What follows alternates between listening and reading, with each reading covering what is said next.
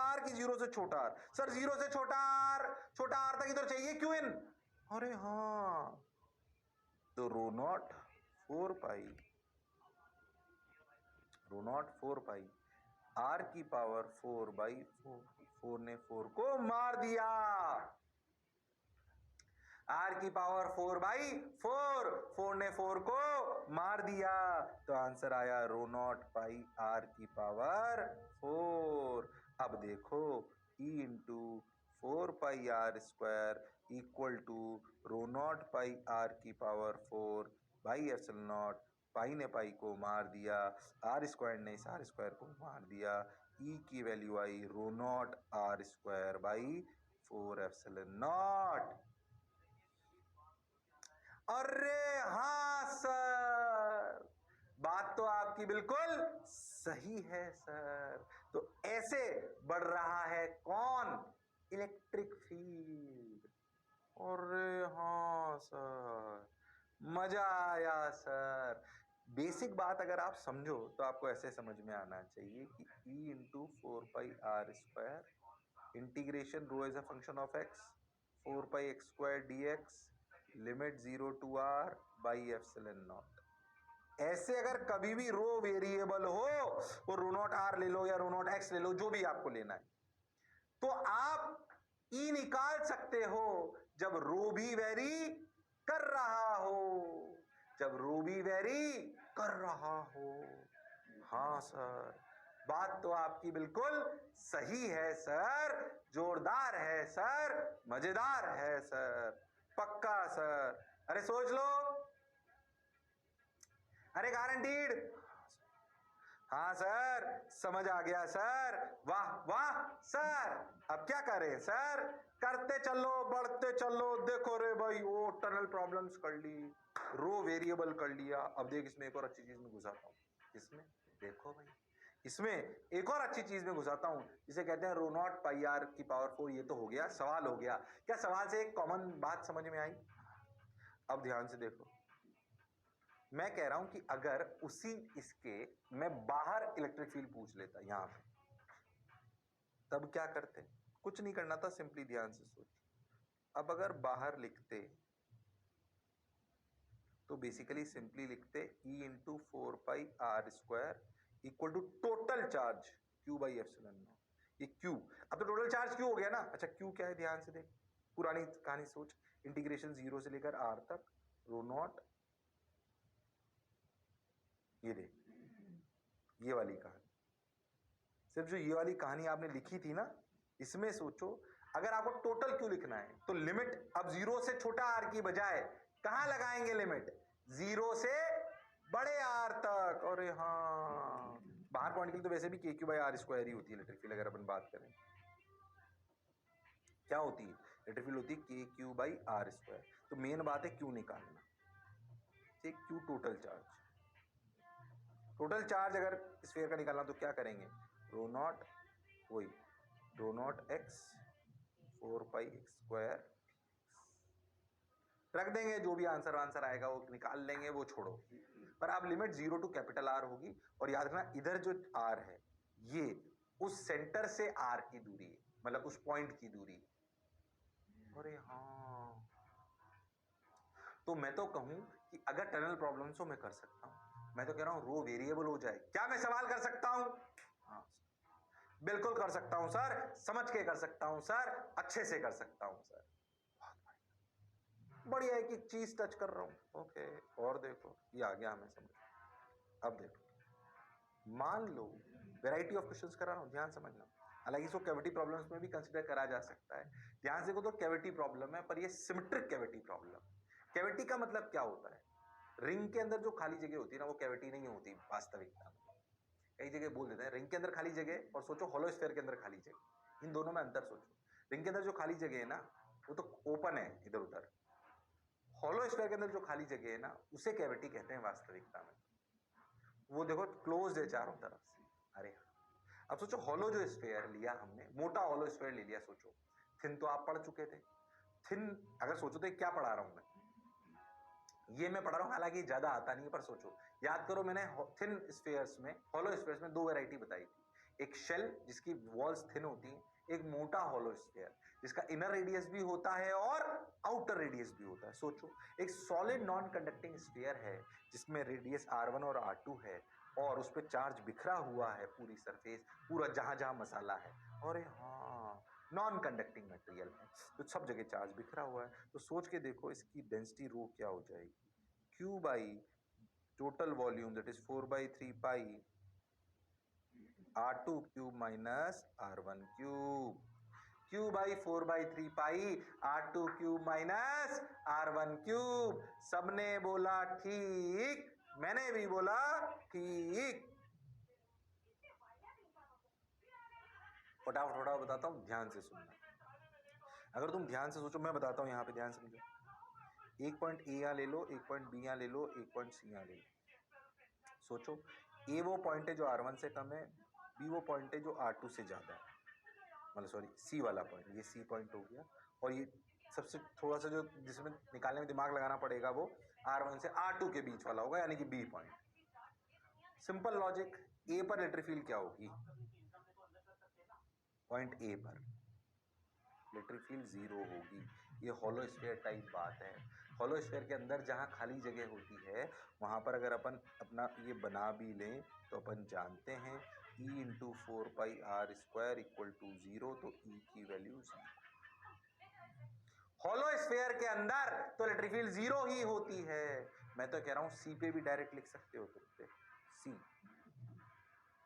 Outside point. Outside point के लिए तो सोचना ही नहीं, electric field at C equal to KQ/r²। और outside point electric field equal to KQ/r²। सोचना ही नहीं ज्यादा, अरे सोच लो। हाँ सर, बात तो आपकी बिल्कुल सही है सर, जोरदार है सर, मजेदार है सर। फिर मैं कह रहा हूं जल्दबाजी नहीं करनी, जो पढ़ना है ढंग से पढ़ना है, एक बार में। कई बार क्या करते हैं ना बच्चे की, पहले थोड़ा सा पढ़ लेता हूं फिर बाद में पढ़ लूंगा। थ्योरी आपकी डिटेल में जितना आपके कोर्स की रिक्वायरमेंट है वो थ्योरी आपकी एक बार में अच्छे से कंप्लीट होनी चाहिए। फिर सवालों में अपन लेयर बाय लेयर चढ़ा सकते हैं, वो अलग बात है, वरना क्या कनेक्ट नहीं कर पाते हो आप थ्योरी। ये मेरा अभी तक का अनुभव है और मेरा अनुभव आपके लिए काम का है, क्योंकि मेरे पास कोई कारण नहीं है कि मैं आपका बुरा सोचूं, मेरे पास 1000 कारण है कि मैं आपका अच्छा सोचूं। अरे मेरा अस्तित्व भी तो आपकी वजह से ही है। आज अगर एनवी सर को जाना जाता है तो बच्चों की वजह से। मैं तो बहुत मध्यम वर्गीय परिवार से आता हूं भाई, मैंने जीवन में नहीं सोचा था इतना प्रेम मिल सकता है, सही बता रहा हूं मैं तो। इसलिए पढ़ना पड़ेगा आप, है ना, और ये मानना पड़ेगा कि जो सर कह रहे हैं वो अपने को करना चाहिए। ऐसा क्यों? क्योंकि सर के पास बहुत सारे कारण। क्या हमारे सर के पास अनुभव है? हाँ है, बहुत है। क्या वो अच्छा पढ़ा रहे हैं? हाँ। खुद ही बड़ाई कर रहे हो सर आप? हाँ, मेरे को पता है, मैं सही पढ़ा रहा हूं और आपको बिल्कुल डिटेल में पढ़ा रहा हूं, जल्दबाजी नहीं कर रहा हूं। भले लेक्चर मुझे पता है मुझे ही ज्यादा लेने पड़ेंगे पक्के से, है ना, और मुझे लेने भी पड़ रहे हैं, बहुत सारे लेक्चर ज्यादा लेने पड़ रहे हैं, पर मेहनत करेंगे अपन ताकि आपको क्रिस्टल क्लियर हो। ढंग से जो मैंने बोला वैसे पढ़ लिया, मौज आ जाएगी तुम। अरे पक्का। जिन्होंने 11वीं से पढ़ा होगा और पूरे ढंग से लेक्चर करे होंगे उनको जबरदस्त फील आने लग जाएगी। अब उन्हें लगेगा वो अपने आप को अपने दूसरे बच्चों से बहुत ऊपर कंपेयर करेंगे। कंपेयर करके देख लो भले तुम नोट्स वोट्स, तुम्हारी फील, अगर तुमने ढंग से काम करा है और पढ़ा है तो। जिसने नहीं पढ़ाई करी भाई, मेरे पास जादू की छड़ी नहीं है, पर जिसने फॉलो करा है ढंग से उसके लिए मौज है। हाँ सर, हाँ सर। खैर मैं भावुक हो गया। अब बी पॉइंट पे निकालना हो, भाई बी पॉइंट पे अगर निकालना हो तो फिर से वही कहानी। बी पॉइंट पे अपन क्या बना लें, एक भाई वो बना लेते हैं, क्या चीज, गॉसियन सर्किल। तो अगर बी पॉइंट के लिए भी लिखें तो लिखा जाएगा E into 4πr² general point. अब बात आती है Q in, Q in by epsilon naught.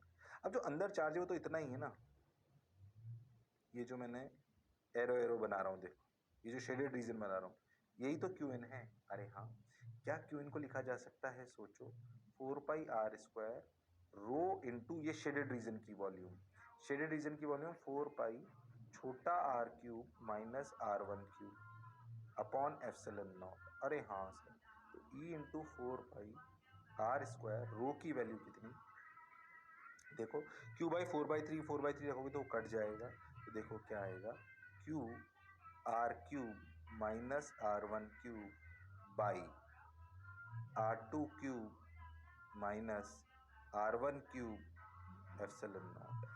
अरे हाँ सर, तुम बहुत ध्यान से देखो तो 4 पाई इधर आ जाएगा, तो E equal to K cube by R2 cube minus R1 cube, नीचे आएगा आर स्क्वायर, तो इधर आ जाएगा R minus R1 cube by R square. अरे हाँ सर, अंदर बीच में बी वाली जगह में इलेक्ट्रिक फील्ड आर के साथ कुछ ऐसे वेरी करेगी और आर की वैल्यू लाई करेगी R1 से लेकर R2 तक, और बाहर तो यही कहानी चलेगी। अरे हाँ सर, बात तो अब सोचो, जब आप R1 रख दोगे आर की वैल्यू, तो सोचो ये R1 ये माइनस R1, तो ये 0 हो जाएगा, और R2 रख दोगे तो देखो देखो, ये ध्यान देखो यहां से यहां तक, अरे हाँ R2 रख दोगे तो R2 क्यूब, यहाँ जाएगा R2, यहाँ जाएगा ये, तो नीचे वो कहानी चेंज हो जाएगी। अरे हाँ सर, बात तो सर आपकी बिल्कुल सही है सर। बोलो समझ आ रहा है क्या? तो इसे रटना नहीं है, समझना है। सोचो, मैंने मोटा मोटा सॉलिड नॉन कंडक्टिंग स्फीयर भी समझा दिया तुमने सवाल के रूप। अगर सोचो तो कौन सा स्फीयर है, हालांकि ज्यादा आता नहीं है, पर अगर मोटा सॉलिड नॉन कंडक्टिंग स्फीयर आ जाए तब भी हम लिख सकते हैं, तब भी हम लिख सकते हैं, इसमें कोई शक और संशय वाली बात नहीं है। हाँ सर, सही बोल रहे हो सर, आप समझ भी आ रहा है सर। अरे बोलो भाई, इसको आप ऐसा कैविटी भी मान सकते हो, तो कैविटी की तरीके से भी इस सवाल को करा जा सकता है, पर आप इसको ऐसे समझो। बोलो क्लियर हुआ एकदम? अरे पक्का? अरे सोच लो, ये आंसर समझ में आया ना? अब समझो, देखना। अरे हाँ सर, यही आया, यही करा था हमने। बोलो क्लियर? ठीक, मैं इसको ना तुमको एक और तरीके से समझाने का प्रयास करता हूँ इस आंसर को। देखो, ये सोचो, इस वाली जो कैविटी वाली जगह है, इस बी वाले पॉइंट पे इलेक्ट्रिक फील्ड निकालने का अपन एक और तरीका सोचने का प्रयास करते हैं। देखो कैसे सोचते हैं। क्यों ना हम इस स्फीयर को ध्यान से समझना, जो खाली जगह है, यहां पर अगर डेंसिटी रो है, तो रो की वैल्यू तो आप जानते ही हो, Q by 4/3 pi R2 cube minus R1 cube. मैं कुछ समझाना चाह रहा हूं कि कैविटी प्रॉब्लम्स को कुछ और किस तरीके से करा जा सकता है। भाई अंदर वाला पॉइंट पूरा और पूरा बाहर वाला तो आसान था, इसको और एक और तरीके से कैसे करा जा सकता है सुने। एक तरीका तो बता दिया, जो खाली जगह है, याद करो ऐसा सेंटर ऑफ मास और मोमेंट ऑफ इनर्शिया में भी करते हैं कि यहाँ पे प्लस रो और माइनस रो, क्या दोनों एक साथ मान सकते हैं जीरो खाली जगह? अरे हाँ, अब सोचो अगर प्लस रो और माइनस रो मान लो, तो दो स्फीयर बना लो, एक पूरा स्फीयर जिसमें ये प्लस पूरा, जो खाली जगह थी उसमें अपन ने प्लस रो माइनस रो दोनों मान लिए, तो एक तो पूरा बन गया पॉइंट बी के लिए। अरे हाँ सर, ये पॉइंट बी, ये दूरी आर, यहाँ पे निकाल नहीं लेते। अच्छा, दूसरा स्फीयर कौन सा बना सर? माइनस रो का।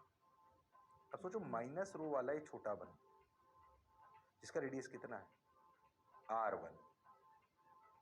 अरे हाँ, और ये वाला रेडियस कितना है? R2। R2 का पूरा प्लस रो का बन गया, R1 का पूरा माइनस रो का बन गया।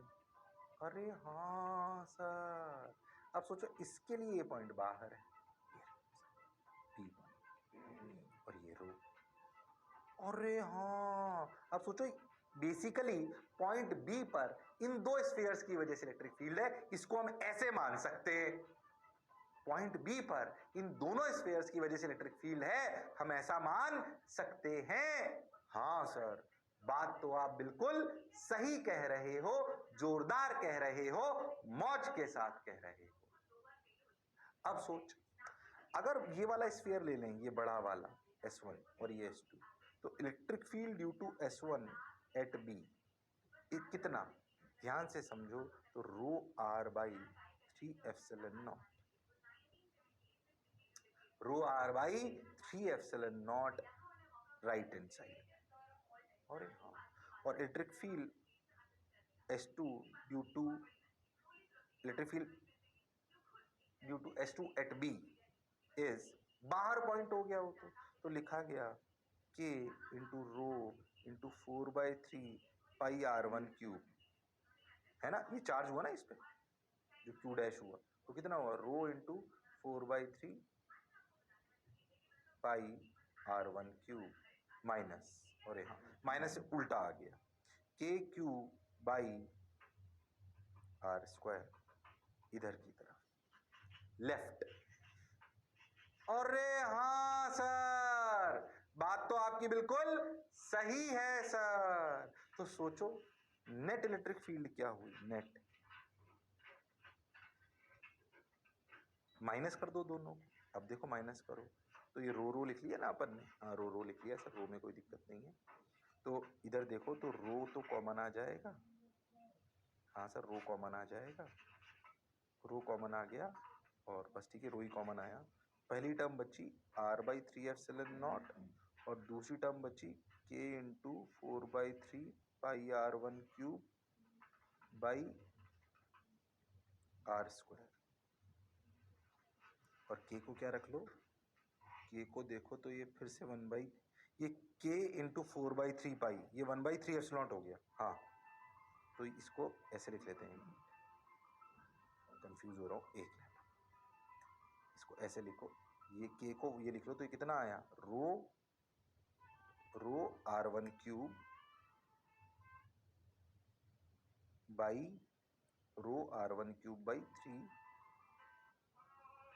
आर स्क्वायर एप्सिलॉन नॉट, हाँ sir rho r1 cube by 3 R square epsilon naught, ये तो सही लिखा ना मैंने, k को मैंने लिख दिया 1/4 बाई एप्सिलॉन, तो 4 बाई ने 4 बाई को मार दिया, तो rho r1 cube by 3 epsilon R square. ठीक, अब माइनस करो, थोड़ा आसान से दिखेगा, rho by 3 epsilon naught common आ जाएगा, पहली टर्म में बचेगा r, दूसरे में बचेगा r1 cube by R square. अरे हाँ सर, आंसर देखा देखा सा आ रहा है। अब सोच रो को क्या रख दूं, रो को क्या रख दूं, रो की वैल्यू चाहो तो रख दो क्यू बाई जो भी अपन ने पढ़ी थी, क्या पढ़ी थी के क्यू बाई आर, वो जो अपन ने पढ़ी थी कौन सी थी वो अपनी, रो कितना ये रहा। अरे हाँ सर, बात तो रो की वैल्यू अगर ये रख दें तो क्या आ जाएगा Q by 4/3 pi r2 cube minus r1 cube, ये रो हो गया into 3 epsilon naught r minus r1 cube by R square.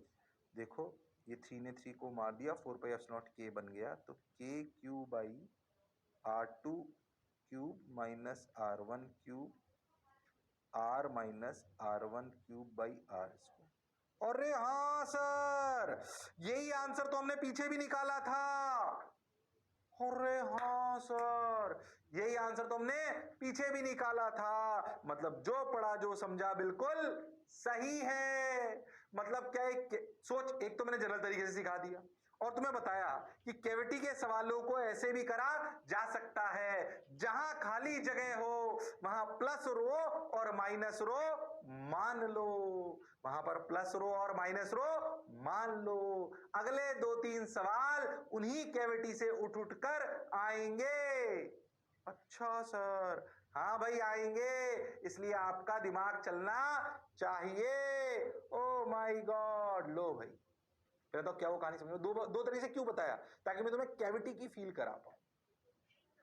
किसकी फील करा पाऊं, कैविटी की। अरे हाँ सर, आ जाओ। अब देखो, मान लो अब एक बड़ा स्फीयर है, रो चार्ज है उसमें 2r दूरी पर एक कैविटी काट ली r रेडियस, ठीक, आपसे पूछूं 8r, अच्छा एक कैविटी है ना, सिमेट्रिक नहीं, इससे पहले वाले सवाल में वो कैसे थी, सिमेट्रिक, तो जैसे अपन ने उसका फर्स्ट मेथड करा था उससे आंसर आ गया था। अब ऐसा नहीं है। अरे हाँ सर, स्टैंडर्ड बात, ध्यान से देखो। अच्छा तुम्हें सही बताऊं तो बात तो मतलब फील सी आ रही है सर। मान लीजिए हमने स्फीयर ले लिया 4r रेडियस, उससे 2r की दूरी पर एक कैविटी काट ली r रेडियस, अब और इस स्फीयर के सेंटर से 8r दूरी पर अपने से इलेक्ट्रिक फील्ड पूछी गई, तो भाई इसको क्या कैविटी में प्लस रो माइनस रो मानकर इसको दो हिस्सों में तोड़ सकते हैं। अरे हाँ, क्यों ना, यहाँ मैं बता रहा हूं प्लस रो और माइनस रो मान लो मिलके करते हैं। क्या these spheres can be considered as two spheres, टक टक टक टक टक टक टक टक टक टक टक प्लस रो अगर मान लिया गया तो भैया ये पूरा शानदार स्फीयर बन गया और सॉलिड नॉन कंडक्टिंग स्फीयर के अंदर बाहर मुझे सब आता है और ये दूरी 8r है। अरे हाँ सर, अब बताओ 8r की दूरी पर क्या इलेक्ट्रिक फील्ड होगी? इधर सर बाहर तो इलेक्ट्रिक फील्ड सर सिंपली होती है KQ/8r का होल स्क्वायर। अरे हाँ, तो देखो KQ क्या लिखेंगे, रो इंटू 4/3 पाई 4r का क्यूब। अरे हाँ सर, KQ/8r का होल स्क्वायर। अरे हाँ सर, ध्यान से देखो तो K को रख दो 1/4 पाई एप्सिलॉन नॉट, 4 पाई ने 4 पाई को मार दिया। ध्यान से देखो तो 8 का स्क्वायर 64 और 4 का क्यूब, 4 4 जा 16 और 16 4 जा 64। अरे हाँ, तो ये 8 का स्क्वायर और 4 का क्यूब कट गया। हाँ सर बिल्कुल कट गया। तो आंसर पता है क्या आया, रो r बाई एप्सिलॉन नॉट। अरे हाँ सर, अच्छा इसके साथ माइनस रो भी देखो, माइनस रो वाला बन गया, टक टक टक टक टक टक टक। अब सोचो माइनस रो वाले के सेंटर से इस पॉइंट की दूरी कितनी है सर, 6r। इलेक्ट्रिक फील्ड इधर होगी, बोलो कितनी? ये तो बाहर ही पॉइंट है, दोनों के बाहर पॉइंट आया, ये तो बड़े वाले की भी बाहर आया और छोटे वाले की भी बाहर आया। और अगर माइनस है तो डायरेक्शन ऑफ इलेक्ट्रिक फील्ड इधर होनी चाहिए। ओ माय गॉड, तो लिखा गया कि रो 4/3 इसका रेडियस है r, तो 4/3 पाई r cube is the magnitude, जो भी माइनस क्यू डैश आप बोल रहे हो, बाई 6r का होल स्क्वायर। फिर से k को लिख दिया 1/4। मैं करा रहा हूं, डरो मत, समझते चलो बस, तुम कराऊंगा मैं, पर फील करो समझ आ रहा है। अभी तुम्हें कराने के लिए तो 5-10 मिनट तुम लगाओगे और फिर भी होगा नहीं क्योंकि कैलकुलेशन है थोड़ी, पर मैं सिखा रहा हूं, समझ जरूर आएगा, ताकि अब अगर आए तो आपको फील आनी चाहिए। तो 4/3 पाई, ये तो 3f0 हो ही गया, ये r स्क्वायर ने एक r को मार लिया, 6 का स्क्वायर है 36। अरे हाँ सर 36 ही तो आया। हाँ सर बिल्कुल सही चल रहा है सर।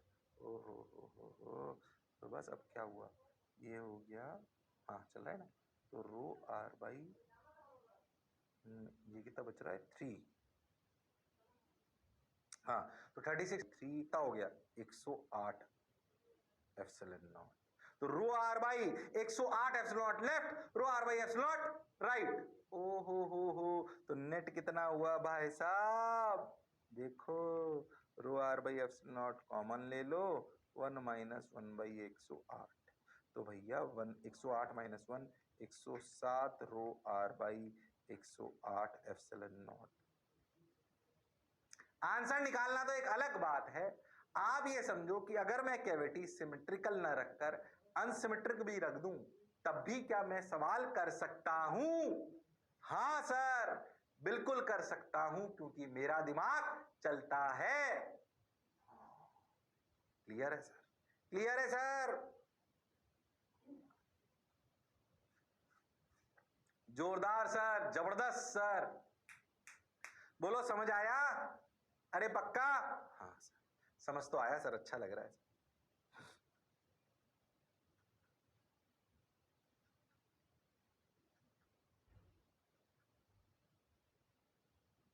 35 क्यों आया, अपन ने गड़बड़ करी क्या?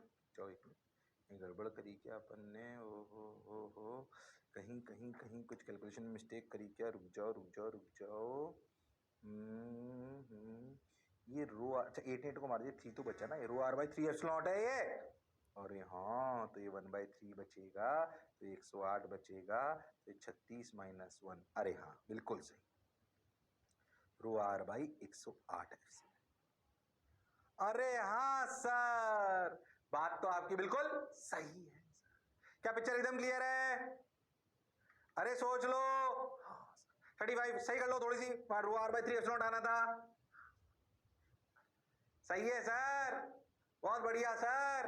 तुम्हारे सामने करता हूं भैया, मैं रट के नहीं आता हूं, इसलिए समझिए, सर कर सकते हैं तो हम भी कर सकते हैं। हाँ सर, और देख आंसर आ गया क्या? अब आ गया, बिल्कुल मैच कर गया, 35 रो r बाई 108 है।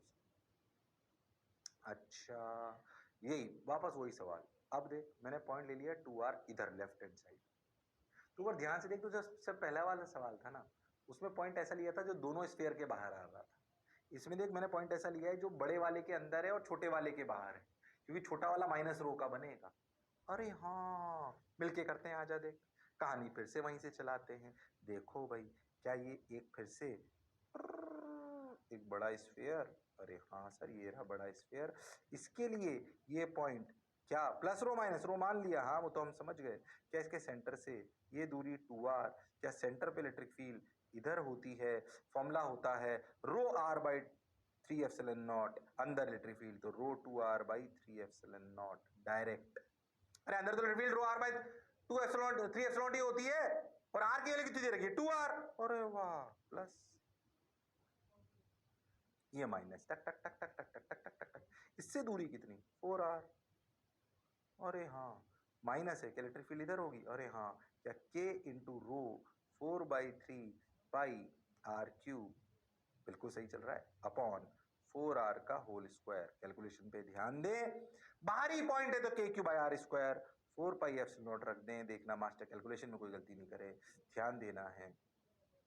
रो बाई 3 एप्सिलॉन नॉट तो अपना चल ही रहा है, ये r क्यूब ये r स्क्वायर, r एक आ गया नीचे आ गया 16, अरे हाँ सर, तो 48, ओके, तो rho r by 48 epsilon not, oh my God, इसकी वजह से लेफ्ट इसकी वजह से राइट, तो बोलो नेट क्या, नेट दोनों का माइनस, कैसे देखो 2 रो r, ये तो मैं सही कर रहा हूँ ना, रो r बाई 3 एप्सिलॉन नॉट बिल्कुल सही, 2 रो r by 3 epsilon not minus rho r by 48 epsilon naught, हाँ सही सा तो लग रहा है, rho r by epsilon not 2/3 minus 1/48,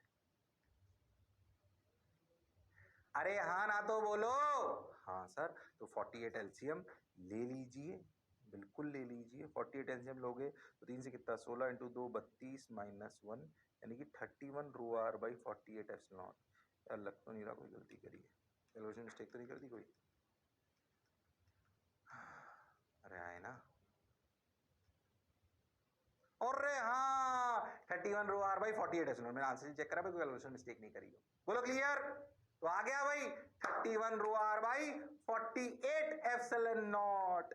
तुम बहुत ध्यान से सोचो और समझो अगर, तो तुम्हें ये बात समझ आएगी कि भैया पहला जो सवाल कराया इस कैविटी प्रॉब्लम्स में, उसमें पहला पॉइंट दोनों के बाहर लिया, दूसरा पॉइंट एक के अंदर एक के बाहर लिया, सोचो तीसरा पॉइंट कहां लूंगा, सोचो तीसरा पॉइंट कहां लूंगा, सर दोनों के अंदर आ जाए ऐसा, हाँ, और वो सबसे इंपॉर्टेंट बात, और उसको बहुत जनरलाइज करके बताऊंगा, पहले समझें कुछ बातें, और before starting to that point कुछ बात समझें, जब भी एक स्फीयर, समझें, ये तो हो गया, अब देखो इस ये प्लस रो माइनस रो, देखो ध्यान से, ये एल पॉइंट हम पी लेंगे, पहले तुम एक बात समझो, जो इस पॉइंट पी पे चर्चा करने से पहले इसको उतारना, पहले मैं जरा कर दूं, मान लीजिए कि ये एक स्फीयर है, हाँ सर बिल्कुल सही सर, अच्छा इस स्फीयर से r दूरी पे इलेक्ट्रिक फील्ड क्या है, तो आपने बोली sir rho r by 3 epsilon naught अंदर, अच्छा अगर ये प्लस है तो इस इलेक्ट्रिक फील्ड किधर है, इधर, अरे हाँ उसी का तो मैग्नीट्यूड है ये, तुम सोचो इसको अगर वेक्टोरियली सोचो तो इस इलेक्ट्रिक फील्ड को तुम ऐसे भी लिख सकते हो रो r vector by 3 epsilon not, confuse मत होना, क्या इलेक्ट्रिक फील्ड की डायरेक्शन r वेक्टर के अलॉन्ग ही होगी, अरे हाँ, प्लस रो को साइन के साथ रख दो, प्लस तो प्लस माइनस तो माइनस, अरे हाँ, तो electric field rho r by 3 epsilon naught सिर्फ मैग्नीट्यूड में रटने की बजाय क्या उसे rho r vector by 3 epsilon naught रट लें, rho r vector by 3 epsilon naught रट लें, अरे हाँ सर, बात तो आपकी बिल्कुल सही है, ये बात काम किया है, ये काम आएगा, ये इसे उतार लो, उतार लो, अच्छा सर, बात तो आप बिल्कुल सही कह रहे हो सर। ठीक, आओ अब देखो, आ जाओ।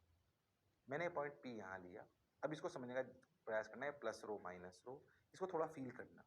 यहां से दूरी मान लेते, P1 पॉइंट मैंने अंदर लिया कैविटी के अंदर, इसे R1 वेक्टर मान लिया, इसे R2 वेक्टर मान लिया, और ये O से लेकर सेंटर की पोजीशन इसके, उसे L वेक्टर मान लिया। तो पहले तो इस ट्राइंगल को देखो तुम, ये L वेक्टर, इस L वेक्टर से हमने जो पॉइंट लिया वो R2 वेक्टर, और जो हमने इसके सेंटर से ये पॉइंट लिया ये हुआ R1 वेक्टर। अगर तुम वेक्टोरली सोचो तो L vector plus R2 vector equal to R1 vector, मतलब L vector equal to R1 vector minus R2 vector. हाँ सर, समझ आया। अब सोचो बढ़िया, क्या इस पॉइंट पे अगर निकालना है तो एक तो बढ़िया गोला, शानदार, जबरदस्त पॉइंट P के लिए, पॉइंट P दोनों के अंदर है। हाँ सर, तो पॉइंट P कितनी दूरी पर है सर? R1 वेक्टर पर है। तो क्या इस जगह इलेक्ट्रिक फील्ड लिख सकते हैं E1 vector rho R1 vector by 3 epsilon naught? अरे हाँ, क्या माइनस वाले की भी अंदर है? लो सर, बिल्कुल। तो ये टक टक टक टक टक टक टक, ओ हो, बात समझ आई सर, बहुत सुंदर सर। हमने यहाँ पे R2 वेक्टर लिया, क्या ये E2 वेक्टर जो इलेक्ट्रिक फील्ड लिखी जाएगी, क्या ये फिर से लिखी जाएगी minus rho R2 vector by 3 epsilon naught? अरे हाँ सर, अरे हाँ सर, डायरेक्ट ऐसे लिख रहे वेक्टोरली। तो नेट क्या होगी भाई इस पॉइंट पी पे? नेट सर, नेट कुछ नहीं, simply rho by 3 epsilon naught R1 vector minus R2 vector. अरे हाँ, पर जादू देख, R1 vector minus R2 vector तो L वेक्टर है। L vector is the position vector of the cavity centre with respect to main sphere centre, rho L vector by 3 epsilon naught which is constant. ये जादू है इसमें, और ये काम की बात है। ध्यान से सोच, तो कैविटी के अंदर जो आंसर आया वो इंडिपेंडेंट आया R1 R2, कांस्टेंट आ गया वो rho L vector by 3 epsilon naught. मतलब कैविटी के अंदर इलेक्ट्रिक फील्ड कांस्टेंट होगी। It is one of the processes by which we can generate constant electric field. तो भाइयों और बहनों, सॉलिड नॉन कंडक्टिंग स्फीयर की internal cavity, solid non conducting sphere की इंटरनल कैविटी के अंदर इलेक्ट्रिक फील्ड कांस्टेंट आ जाती है rho L vector by 3 epsilon, direction के साथ आ रही है। तुम अगर इस सवाल को बहुत ध्यान से देखो तो आपको समझ, पहले तो ये समझ आया क्या, ये काम की बात है, याद होनी चाहिए। रो L वेक्टर, L वेक्टर क्या है? सेंटर से कैविटी के सेंटर को ज्वाइन करने वाला वेक्टर, उसी डायरेक्शन में इलेक्ट्रिक फील्ड होगी। इसका क्या मतलब मैं तुम्हें समझाना चाहता हूं, जैसे मान लो ऐसे कोई स्फीयर है, थोड़ा बड़ा बनाता हूं, मान लो ऐसे कोई स्फीयर है और कैविटी यहाँ पर है, और ये plus plus plus plus plus है। ओ हो, तो सोचो ये सेंटर से लेकर ऐसे है ना, ये L वेक्टर, अरे हाँ, तो सोचो ये जो लाइंस होंगी ना इलेक्ट्रिक फील्ड की, इसमें ऐसे कांस्टेंट होंगी ये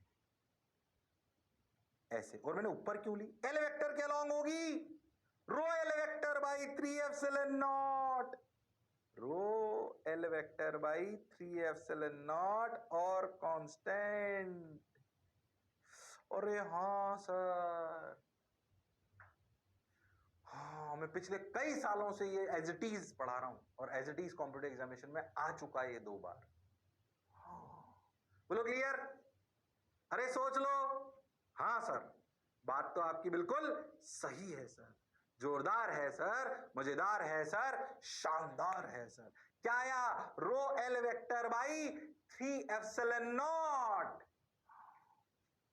सोच, कैविटी के अंदर पॉइंट, बाहर पॉइंट, कैसे भी पॉइंट, कुछ भी पॉइंट, हमें कहानी समझ आनी चाहिए। जबरदस्त कहानी थी आज की, ध्यान से सोचो तो पूरा सॉलिड नॉन कंडक्टिंग स्फीयर पे PhD करा दी मैंने तुम्हें, और ये लेक्चर बिल्कुल ट्रांसमिट होगा एज इट इज ग्रेविटेशन में। ये वाला लेक्चर, इस लेक्चर पे लिख लो रिप्लिका ऑफ ग्रेविटेशन चैप्टर। जब ग्रेविटेशन पढ़ेंगे तो लेक्चर सबसे पहले पढ़ेंगे। अच्छा, और ये इलेक्ट्रोस्टैटिक्स के लिए तो इंपॉर्टेंट है ही। आज मैंने पूरी पीएचडी कराई आपको सॉलिड नॉन कंडक्टिंग स्फीयर्स पे, रो वेरिएबल हो, कैविटीज हो, मोटा होलो स्फीयर हो, टनल हो। ये लेक्चर को मैं सही बताऊं तो अगर मैं अच्छी वैरायटी में नहीं पढ़ाना होता, अच्छा थोड़ा अच्छा स्तर तक नहीं पढ़ाना होता, तो 20 मिनट में भी खत्म कर सकता था। पूरा लेक्चर लिया है ताकि तुम्हारा स्तर बढ़ा सके। अरे हाँ सर, अगले टर्न पर अपन और बात करेंगे अलग टाइप की। ओ हो, इलेक्ट्रिक फील्ड लाइन पे इनसाइड द कैविटी जो भी अब मैंने बताई। अरे हाँ, ये देखो जो मैंने भी बोला वही है, डायरेक्शन इलेक्ट्रिक फील्ड। अगले टर्न पर अपन कूदेंगे कंडक्टिंग के सवालों पर, जो और अच्छे होते हैं, वो दिमाग वाले होते हैं, दिमाग चाहिए उनके लिए। तो कंडक्टर की सारी प्रॉपर्टीज पढ़ के आना ढंग से, पूरी प्रॉपर्टी जो कंडक्टर की पढ़ाई है याद होनी चाहिए। पोटेंशियल स्फीयर्स के दो चीजें याद रखना। अब अगला जो लेक्चर आने वाला है, बल्कि अब जो लेक्चर बचे हैं इसमें, वो भैया दो चीजों का समावेश होंगे, दिमाग वाले, दिमाग के साथ। तीन चीजें अगर होंगी तो काम होगा। पूरा स्फीयर्स के फॉर्मूलों का ज्ञान, कंडक्टर की प्रॉपर्टीज का ज्ञान और दिमाग, इन तीन होंगे तभी आपको मेरी बातें अगले लेक्चर से समझ आएंगी। अरे हाँ सर, तो शानदार लेक्चर, अगले लेक्चर के लिए भी तैयार हो जाइए। आज का लेक्चर भी था जबरदस्त, शानदार, किसी किताब में नहीं मिलने वाला। तो फिर अगले टर्न पर फिर मिलते हैं इसी जोश और जुनून के साथ। तब तक लड़ते रहिए पर पढ़ते रहिए, मास्टर की बात सुनते रहिए। सी यू, सायोनारा, टेक केयर, बाय बाय।